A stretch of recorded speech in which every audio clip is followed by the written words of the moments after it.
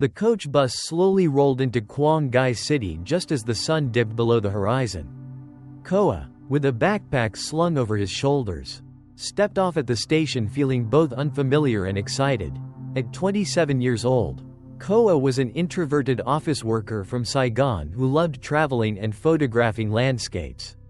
He was gentle, quiet, and sometimes curious about the spiritual world, but never truly believed in it. This trip to Quảng Ngãi was meant to bring him peace after months of stressful work.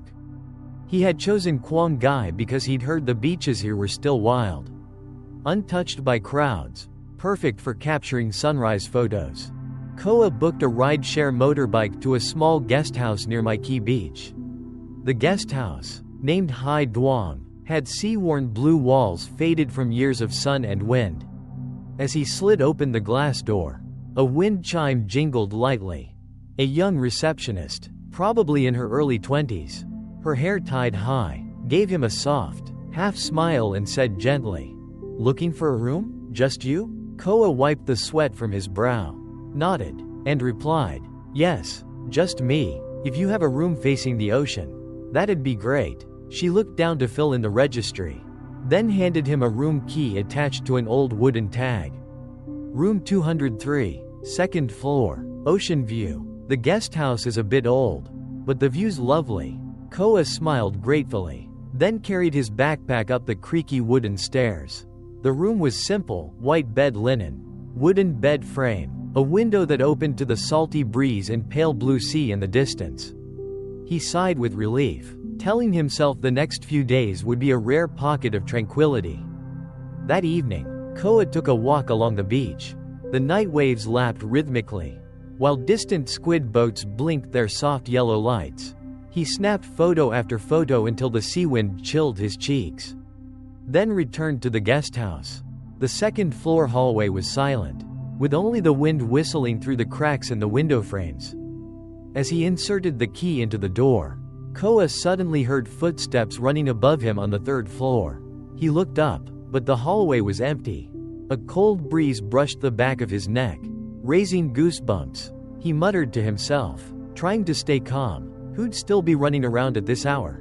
That night, just as he began to drift off, there were 3 knocks at the door, light but clear. Koa sat up, looked through the peephole. No one. The hallway was deserted. His heart pounded. He swallowed hard and called out, "Who's there? I'm trying to sleep." Silence. He waited, then slowly shut the door. Just as he turned back to the bed, his eyes caught a glimpse of something in the mirror near the window. A faint white figure gliding past behind him. So fast it felt like a trick of the eye. Koa rushed to the window and looked down at the courtyard. Under the weak yellow lights, only the swaying shadows of palm trees and the dark sea beyond moved with the wind. He convinced himself he was just exhausted, imagining things. The next morning, he went to the front desk to return the key before breakfast. Trying to sound casual, he asked, "Last night, I heard knocking and footsteps in the hallway. Were there many guests staying here?" The receptionist glanced up toward the stairs, then said softly, "Most people stay in their rooms late at night, and the room above yours has been empty for days." A chill ran down Koa's spine, but he didn't press further. He decided to take a walk further down the beach. There, he met an old woman selling drinks, sitting beneath a palm tree's shade. As he opened a bottle of water, he asked, "Grandma, I stayed at Hai Duong guest house last night. I heard some strange things. Is there anything unusual about that place?" The old woman looked up, her wrinkled eyes narrowing. Her voice dropped low. "That guest house used to be someone's home. The youngest daughter died tragically. She didn't make it to her wedding. Since then, people staying on the second or third floor say they sometimes see a white shadow." Koa froze. His hand clenched the bottle tighter. A breeze swept by, making him shiver. That night, he set up his camera to shoot a time-lapse from the window, hoping to catch something unusual. But just after midnight, the knocking came again, this time louder, sharper. 3 clear raps. Koa took a deep breath and flung the door open. Darkness. The hallway was empty, only the sound of the wind rushing through a window crack. When he turned back inside, the curtains suddenly fluttered, as if from a gust, even though all the windows were closed tight. In the air lingered the faint, chilling scent of jasmine. Koa stood frozen, his back tingled with cold dread. Koa stood frozen in the room, both hands icy cold. The breeze slipping through the window crack made the curtain lift slightly. While the faint scent of jasmine lingered in the air, he slowly stepped closer to the window, opened it, and looked down at the dark courtyard. Not a soul in sight, only the soft roar of the waves and the rustling of palm leaves in the night wind. He mumbled to himself, voice trembling, I'm just stressed out, it's all in my head. But his heart continued to pound. He forced himself to lie back down, pulling the blanket over his head in an attempt to calm down. The old woman's words from earlier that day echoed in his mind. The youngest daughter died unjustly. Anyone staying on the second or third floor sometimes sees a white shadow. Koa shut his eyes tightly, trying to drift into sleep, but just as he began to nod off, he heard soft footsteps in the hallway. Not hurried, this time slow, dragging, like someone walking barefoot. He held his breath and listened. The footsteps stopped right in front of his door. A gentle knock followed. Koa shot up, voice shaky but trying to sound firm. Who's there? Please, stop messing with me. No answer. Only the wind howling through the window crack. He swallowed hard, then made up his mind to open the door quickly and put an end to it. But when the door flung open, the hallway was still empty. The flickering yellow light above cast eerie shadows. A chill ran down his spine. He quickly shut the door, backed up toward the bed, plugged in his phone, and turned on the bedside lamp for some warmth. That night, Koa barely slept. He only dared to close his eyes briefly when the sound of the steady waves outside offered a moment of calm. By morning, dark circles had formed under his eyes. Koa decided to have breakfast at a small roadside eatery near the beach. The place was modest but busy, filled with the delicious aroma of fish cake noodle soup. As he ate, he wondered whether he should change accommodations. While he was eating, the middle-aged woman who owned the stall walked over, smiling warmly. "You're the new guest at Hai Duong Guest House, aren't you?" Koa looked up, a little surprised, and set down his chopsticks. "Yes, I am. How did you know?" She glanced toward the sea for a moment before her expression turned serious. "Not many guests stay there. Even locals like me rarely go near it at night." Koa shivered slightly, lowered his voice, and asked, Is there something going on there?" The woman slowly began to explain, her eyes gazing into the past. The previous owners had a beautiful youngest daughter. On her wedding day, the groom was sailing over from the neighboring village. But there was a storm. His boat sank, and he disappeared. She was so devastated that very night, she put on her white ao dai, climbed the third-floor balcony, and jumped. The house was abandoned for years before it was turned into a guest house. But those who stay on the second or third floor, many say they still see her. Koa held his iced tea glass, his hand trembling. The image of the white shadow in last night's mirror replayed vividly in his mind. That afternoon, Koa decided to walk along the beach to clear his head. The gentle waves of Quảng Ngãi offered some peace.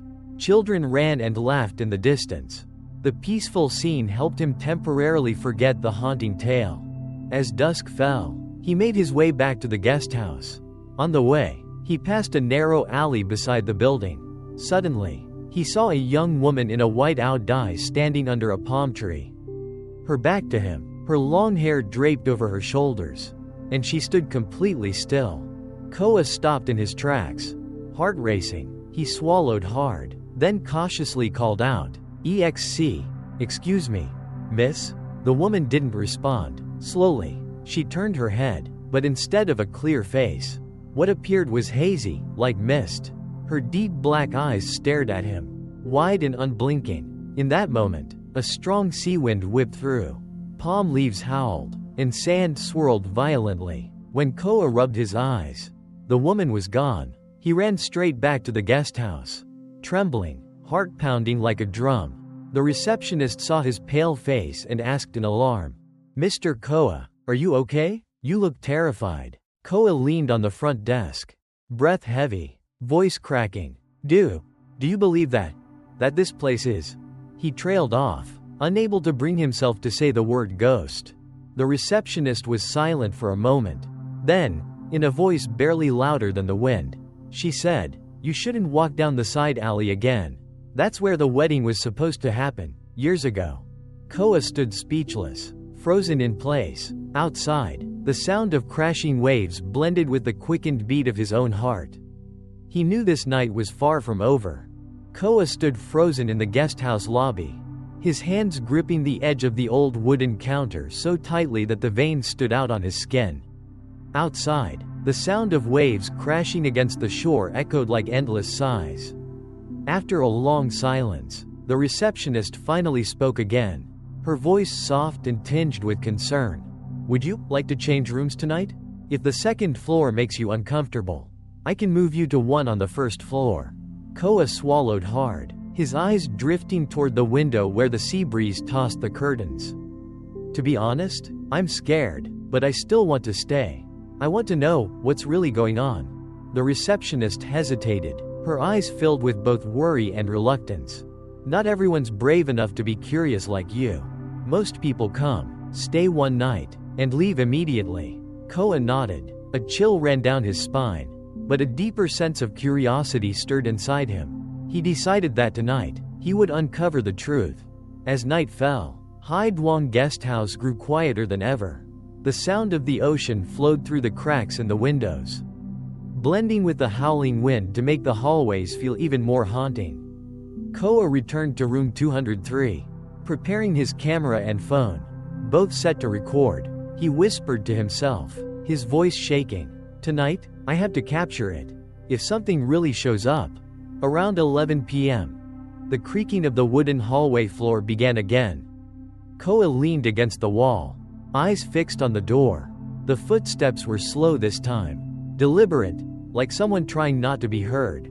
Then, knock knock knock. The familiar sound of knocking echoed once more. Koa took a deep breath, stepped closer. His trembling hand reached for the doorknob, slowly turning it. As the door swung open, the hallway stretched out, dark and empty, save for a dim yellow light flickering at the far end. Suddenly, a cold gust of air hit him straight in the face. He shivered and stepped out into the hallway, turning his head toward the staircase to the third floor. He spotted a white figure standing slightly turned, long hair draped over a face that was nearly hidden. Koa's heart pounded in his chest. He called out, voice cracking, Who's there?" The white figure tilted her head gently, then slowly turned away and began ascending the stairs. No sound accompanied her steps, but the white dress fluttered in the breeze that drifted through the corridor. Koa didn't know why, but his legs began to move on their own. Each stair creaked beneath his feet as his heartbeat grew louder, as if echoing in his ears. When he reached the third floor, it was cloaked in shadows, only one faulty light flickered weakly. At the end of the hallway, the figure stood motionless in front of the balcony. Under the pulsing light, Koa could now see her more clearly, a girl in a white ao-dai. Her long black hair hanging loose, arms limp at her sides, her frame thin and frail. Koa trembled but gathered his courage to speak. Are you the girl from this house?" The girl slowly turned to face him. For a moment, Koa was paralyzed. Her face was blurred, like smoke, and her deep black eyes were filled with sorrow. Her voice rose faintly, like wind seeping through old window slats. "Give it back to me?" The wind outside roared all at once, surging through the hallway. A chilling cold swept down Koa's spine. He instinctively stepped back, nearly slipping on the stair behind him. When he blinked again, the white figure was gone. The hallway was empty once more. His heart pounded violently as he ran back to the second floor, slammed his door shut, and leaned against it. Cold sweat dripped from his forehead, despite the biting wind outside. 3 words echoed in his head: "Give it back." But, give what back? The next morning, unable to shake the heavy feeling in his chest, Koa returned to the elderly woman selling drinks under the coconut tree, the one he had spoken to days before. She was arranging water bottles on a small wooden stall. Koa sat down and tried to keep his voice steady. "Grandma, last night, I saw her," The girl in white, she said, she wanted it back. The old woman looked up, her aged eyes trembling slightly. She let out a long sigh. So, she still hasn't moved on. She never got back what was meant for her wedding day. Koa's eyes widened. Her wedding item? What was it? The woman slowly turned her gaze to the distant sea, where silver waves crashed against rocky cliffs. A hairpin. On the night she jumped, the pin was lost. People in the village say, her soul can't rest until it's returned. A deep chill coursed through Koa's body.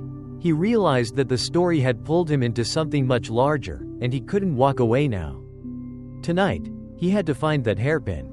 That afternoon, Koa wandered along Maiki Beach. His heart weighed down. The crashing waves sounded like an urgent call for him to act. In his mind, the same 3 words from the night before kept repeating, "Give it back." He stopped at a small beachfront cafe to rest. The middle-aged woman who owned the shop recognized him. He had passed by a few times before. She smiled warmly. "You're staying at Hai Duong Guest House, right?" Koa nodded, took a sip of coffee, then asked directly, "Yes, I've been there the past 2 nights. Have you heard about the girl in white at that place?" The woman's expression dimmed. She glanced around, as if afraid someone might overhear. "Everyone in this area has heard. Her name was Mai, the youngest daughter of the old owners. Everyone in the village loved her. On her wedding day, she waited for her groom to arrive by boat from the neighboring village. But a storm hit. He disappeared. Mai, in her white dye and wearing a silver hairpin, climbed onto the 3rd-floor balcony and jumped. They found her body, but not the pin." Koa sat quietly, stunned. After a moment, he asked in a low voice, If someone finds the pin, would she be at peace?" The woman sighed. "No one alive can say for sure. But the village has long believed that her spirit lingers in that house because she never got back her keepsake." Koa lowered his gaze. He knew what he had to do that night. As the sun set, the waters of Quảng Ngãi turned a soft violet. Koa returned to his room and packed a flashlight and gloves. He planned to search the backyard of the guest house, based on what the old drink seller had told him. Mai had jumped from the balcony, and the hairpin might have fallen into the garden below. Once night fell, he slipped quietly into the yard behind the building. The sea breeze howled, bending the palm trees as dry leaves rustled across the sand. Koa shone his flashlight into the thick grass, brushing aside the damp soil and sand with gloved hands. The distant sound of waves blended with his rapid heartbeat. He muttered to himself, trying to stay calm, "Mai, if you need that pin, I'll do my best to find it for you." As soon as he finished speaking, a creaking window echoed from the 3rd floor. Koa looked up. In the pale moonlight, he saw a white figure leaning against the balcony railing, long hair blowing wildly in the wind. Then a cold voice filled his head, as if carried on the ocean breeze. "It's near here." Trembling, Koa continued his search. After nearly an hour of combing through the yard, his flashlight caught a glimmer caught in the roots of a palm tree. He quickly cleared away a thin layer of sand and uncovered a tarnished silver hairpin, its tip carved with a tiny jasmine flower. His chest tightened. He lifted the pin gently, and under the moonlight, it shimmered faintly. Suddenly, a strong gust of wind blew through. The curtain of room 203 on the 2nd floor fluttered, and Mai's white figure appeared silently in the hallway, looking directly down at him. Koa clutched the hairpin tightly and called out, voice shaking, I found it. It's yours, isn't it?" The figure nodded gently, her blurred eyes filled with what looked like tears. Slowly, her entire body faded into the cold wind, leaving only the faint scent of jasmine behind. Koa stood still for a long while, his chest rising and falling with a mix of fear and emotion. He returned to his room, carefully cleaned the hairpin, and placed it on the table under the warm glow of the bedside lamp. That night, there were no knocks, no footsteps, only the comforting rhythm of the waves and the whispering wind. The next morning, Koa went down to the front desk. He set the silver hairpin on the wooden counter, looking at the receptionist with tired but peaceful eyes. "This hairpin, it must have belonged to her. I found it under the palm tree out back. Please keep it, and maybe try to return it to her family." The receptionist stared at the pin, eyes wide, then bowed her head slightly and said, You did something important. Maybe now she can rest." Koa gave a faint smile, slung his backpack over his shoulder, and stepped out of the guest house. But just as he reached the steps, a soft breeze brushed past, carrying with it the gentle scent of jasmine. He turned and looked up at the second floor. Room 203's window was closed, but behind the glass, he thought he saw a faint silhouette watching him. Koa tightened his grip on the backpack strap. A strange feeling stirred in his chest, part warmth, part chill, impossible to describe. Koa left Hai Duong guest house feeling both relieved and deeply unsettled. He walked along Mai Beach, the early morning wind tousling his hair and the salty air soaking into his skin. In his mind, the scent of jasmine and the faint image of the girl standing at the balcony lingered like a memory that refused to fade. He whispered softly to himself, as if speaking to the sea, "I gave it back to her. Maybe she's at peace now." But even as he tried to reassure himself, a strange emptiness clung to him, a lingering mix of fear and sorrow that had followed him since he stepped away from the guest house. That afternoon, Koa stopped by the old woman's drink stall to say goodbye. She looked up, and her tired eyes brightened slightly at the sight of his backpack. "You're leaving Quảng Ngãi already?" Koa nodded, offering a faint smile. "Yes, I'm heading back to Saigon. I found the hairpin." The woman paused, then sighed softly. "That's good, maybe thanks to you. Her soul has found a little peace. But the dead don't always leave so easily." Her words sent a chill down Koa's spine. He bowed to thank her, then made his way to the bus station. The coach bus roared away from the seaside city, speeding along the banks of the Tra Cook River. Koa sat by the window, watching endless green fields roll past, trying to push away the memories of those haunting nights. But the more he tried to forget, the more the scent of jasmine seemed to drift back, soft and ghost-like. That night, Koa arrived back in Saigon. His small, familiar apartment greeted him. After a shower, he switched on the desk lamp, hoping to finally get a good night's sleep.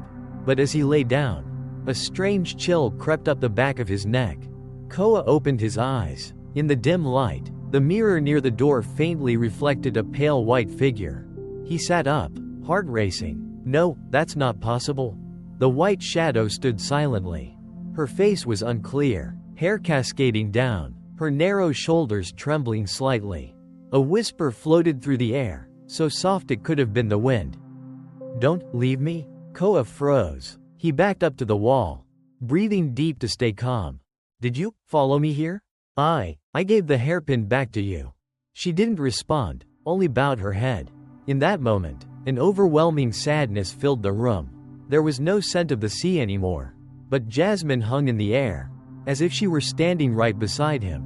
Koa couldn't sleep that night. He tossed and turned until dawn, half dreaming of distant ocean waves echoing from somewhere far away. In the days that followed, Koa tried to return to normal life. He went to work, met friends for coffee, but the feeling of being watched never left. Sometimes, in his office, he'd catch a glimpse of white flicker past the glass window, and turn to find nothing there. One afternoon, he received a call from an unfamiliar number. It was the receptionist from Hai Duong guest house. Her voice urgent. "Mr. Koa, I need to tell you something. The old owners came back to claim the hairpin. They're planning to set up a small altar behind the guest house for Mai. But last night, a new guest said they still heard footsteps and crying." Koa gripped his phone, a rising sense of unease in his chest. "So, she still hasn't left?" The receptionist's voice trembled. "I'm not sure, but since the day you left, the guest house has been almost empty. Maybe she misses you." Koa was speechless. His heart pounded. He realized now that the connection between him and Mai wasn't just about the hairpin. Somewhere in that moment when he tried to help her, a bond had quietly formed. That evening, sitting in his room, Koa opened the window. The city breeze swept in, but hidden in it was a faint trace of jasmine. In the mirror, the white figure appeared again, this time closer. Her deep eyes seemed to want to say something, but no words came. Koa sighed quietly and murmured, "If that's what you want, I'll go back to Quảng Ngãi and bring you to where you truly belong. Outside, Saigon's traffic roared on, but inside Koa's room, a strange stillness filled the air. The jasmine scent thickened, and for a fleeting moment, he felt a cold hand gently touch his shoulder.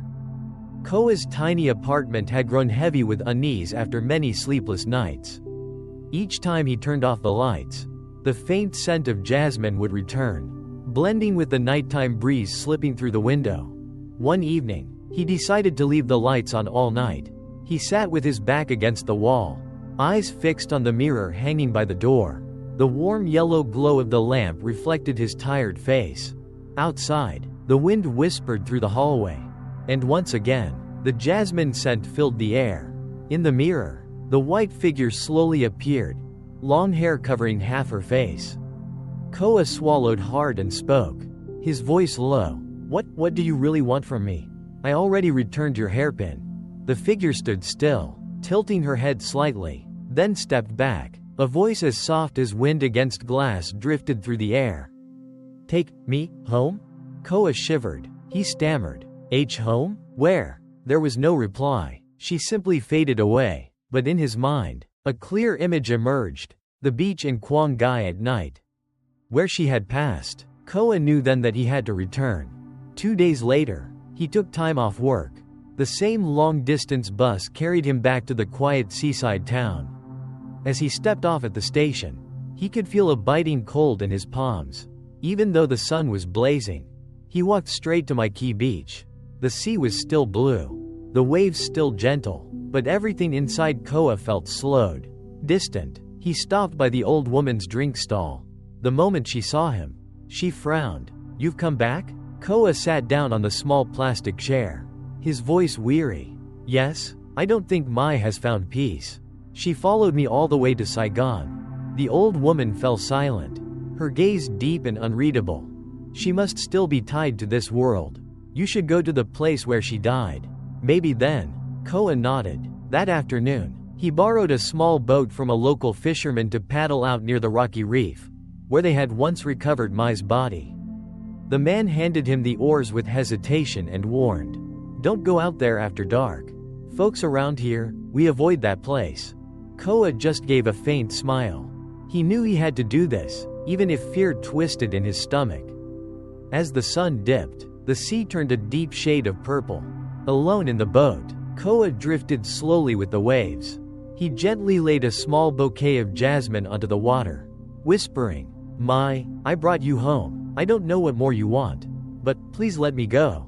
The sea wind turned icy. The waves slapped harder against the boat. The jasmine scent thickened, almost suffocating. Koa looked around, and then he saw her. A white figure rose just above the water, not far from the boat. She stood, suspended in the sea, hair soaked and hanging over her shoulders, those hollow black eyes staring straight at him. Her voice echoed clearly in his head, clearer than ever before. "Don't leave me alone?" Koa trembled, gripping the edge of the boat tightly. I'm not abandoning you, but you can't stay with me like this. You have to go." She drifted closer, the water around her quietly bubbling. A strange gust of wind hit, tilting the boat toward her. For a moment, Koa felt as if letting go would pull him under, into the dark water where she waited. His heart pounded. He backed away, stammering, "No, I can't." The figure paused, then slowly dissolved into the dark water. The wind fell silent, and only the soft rhythm of waves remained. Koa collapsed into the boat, cold sweat soaking his back. He knew then, this connection between him and that girl wouldn't break easily. That night, he returned to Hai Duong guest house and asked to stay one more night.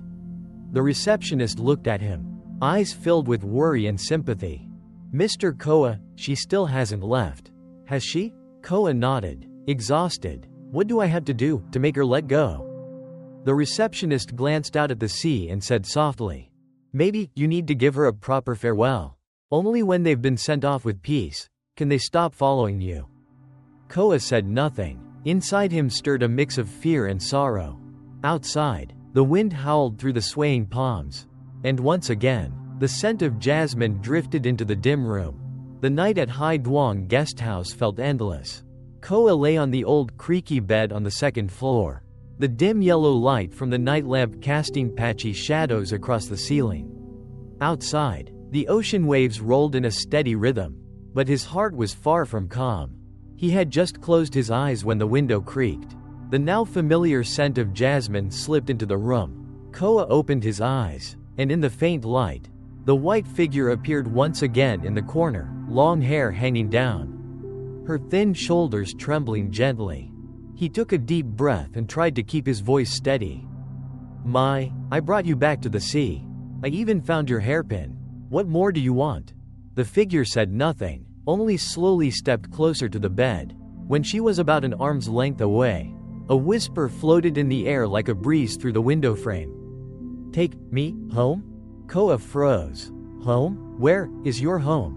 The white figure tilted her head, her hazy eyes looking as if she were gazing into the past.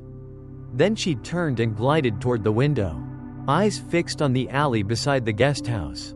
In that moment, Koa understood. Her home was the old family house, now abandoned, left behind since the tragedy. The next morning, Koa returned to the coconut tree where the elderly drink seller sat. He told her about the dream, about the white figure from the night before. The woman stayed silent for a long moment before speaking softly.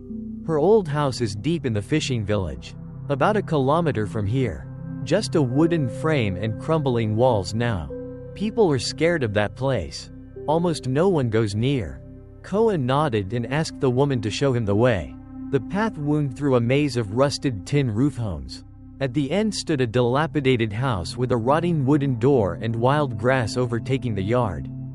The old woman stopped at the edge and shook her head gently. "I can't go in. You'll have to go alone. Just remember to ask permission before you enter." Koa drew a long breath and stepped into the yard. The smell of damp mold mixed with sea air filled his nose. Inside, faint rays of light filtered through cracks in the wooden walls. On the faded wall hung several old wedding photos, yellowed and curling at the edges. The girl in the white-out dye was barely visible, but her kind, gentle beauty still showed through. A shiver ran down Koa's back. He spoke softly. I brought you home. If this is where you want to stay, please stop following me." A cold breeze swept through the room. The jasmine scent grew stronger, as if someone had just passed by. Koa suddenly felt lighter, as if an invisible thread had loosened. He placed incense and a small bouquet of flowers on the old altar and murmured, "I hope you find peace." That afternoon, Koa returned to the guest house. The receptionist glanced at him with questioning eyes. He gave a faint smile. "I brought her back to her old home. I hope she's at peace now."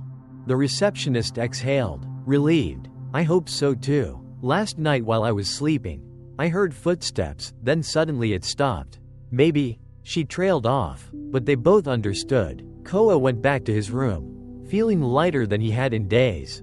That night, for the first time in a long while, the second floor room was quiet, only the sound of the sea and the soft whisper of the wind. No footsteps, no jasmine. Koa fell into a deep sleep. Just before drifting off, he thought he heard waves crashing louder than usual, and a girl's voice. Distant but clear. "Thank you." He jolted awake. The room was still empty, moonlight spilling through the window. The next morning, Koa packed his things, ready to return to Saigon. As he stepped onto the front steps, he looked back one last time. The window of room 203 was slightly ajar, and in the morning light, he thought he saw a white figure inside, nodding gently before fading into the light. Koa pressed his lips together, said nothing, and walked slowly toward the beach. The waves sounded softer that day, like a silent farewell. Inside him was a vast quiet, a mix of sorrow and peace. But he didn't know, the journey wasn't truly over. Koa returned to Saigon on a late afternoon. The streets were crowded, buzzing with life, but inside he felt empty. The days in Quảng Ngãi felt like a dream, filled with ocean winds, jasmine scent, and footsteps on old wooden floors. He opened the door to his apartment and took a deep breath. The familiar air hit his face, some dust, a trace of coffee from the shop downstairs. Koa smiled faintly to himself. It's over, finally at peace. That night, he cooked a simple meal. For the first time in a long while, he felt calm while eating alone. He turned on soft music and let the evening breeze drift through the open window. But when night fell, the emptiness crept back in. The room was so quiet he could hear every tick of the clock. Koa leaned back in his chair and closed his eyes. And just as he began to doze off, the scent of jasmine returned, faint but unmistakable. His heart skipped a beat. He opened his eyes and looked around. No one was there, but the glass of water he had left on the table was icy cold to the touch. He shivered slightly and whispered, Didn't you? The wind outside hissed. In the mirror on the wall, a faint white blur appeared, then vanished. Koa gripped the armrest, exhaled deeply. You're still here, aren't you? No reply, just the muffled noise of traffic, blending with his pounding heart. Over the next few days, strange things began to happen. His phone kept alerting him to new photos, even though he hadn't taken any. When he checked, they were all shots of his apartment window and sometimes, in the corner, a sliver of white fabric. One rainy evening, while sitting at his desk, his phone buzzed, a message from an unknown number. Did you forget me? Koa dropped the phone. Cold sweat soaked his back. He whispered to the empty room. What else do you want from me? I brought you home. Then, knock, knock, knock. Koa froze. The knocking grew louder. He summoned all his courage and opened the door. The hallway was empty. Only the wind and rain swept in, thick with the scent of jasmine. Stronger than ever, he closed the door, leaned against the wood, and then, barely audible, a whisper right beside his ear. You promised you wouldn't leave me? Koa spun around. The room was still empty, but on the fogged window, raindrops had formed faint shapes, like a heart. A chill coursed through his body. He realized bringing Mai back to her home hadn't broken the bond. An invisible thread still tied them together, and it was pulling tighter. The next night, Koa dreamed he was back on Quảng Ngãi beach. The sky was pitch black, the waves roaring. The girl in the white-out dye stood under a coconut tree, drenched, hand reaching out toward him. Her voice echoed, sorrowful, accusing. You promised, don't leave me. Koa jolted awake, soaked in cold sweat. Rain drummed against the tin roof. The jasmine scent floated through the room. He sat up, eyes fixed on the mirror. In it, the white figure stood directly behind him, hollow black eyes staring. Koa whipped around. The room was empty. In the days that followed, Koa lived in a haze, caught somewhere between waking and dreaming. By day, he moved through work like a sleepwalker. By night, the scent of jasmine and flickering white shadows haunted every corner of his small apartment. One evening, as the city lights began to flicker on, Koa sat curled up on his bed, eyes locked on the mirror across the room. The warm light from the lamp reflected his gaunt, hollow face. He whispered softly, voice trembling as if speaking into the void. If you're still here with me, please tell me what you want. I can't live like this anymore. Suddenly, the wind surged through the window, whipping the curtains wildly. In the mirror, the white figure appeared more clearly than ever.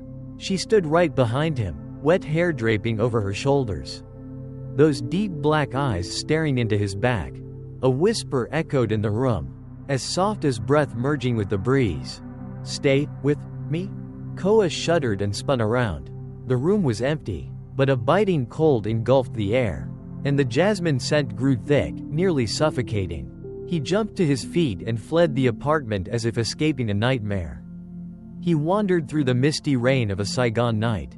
The noise of traffic faded as he stumbled into a narrow alley where he remembered seeing a small temple. He pushed the gate open, hoping to find some peace. The monk, an elderly man, spotted Koa from a distance and approached. His voice low and steady. You've been through something, haven't you? Koa swallowed hard, then told him everything, from the beginning at Hai Duong guest house, to the silver hairpin, to how Mai's spirit had followed him back to Saigon. His voice quivered as he described the dreams, the sightings, the whispers in the dark. The monk fell silent for a long moment, then spoke slowly. You've unknowingly created a spiritual bond with her. When you helped her, she saw you as the last person who truly cared. To free her, you must perform a ritual to sever the soul's attachment." Koa looked at him, eyes filled with both fear and hope. "If I do this, will she finally leave?"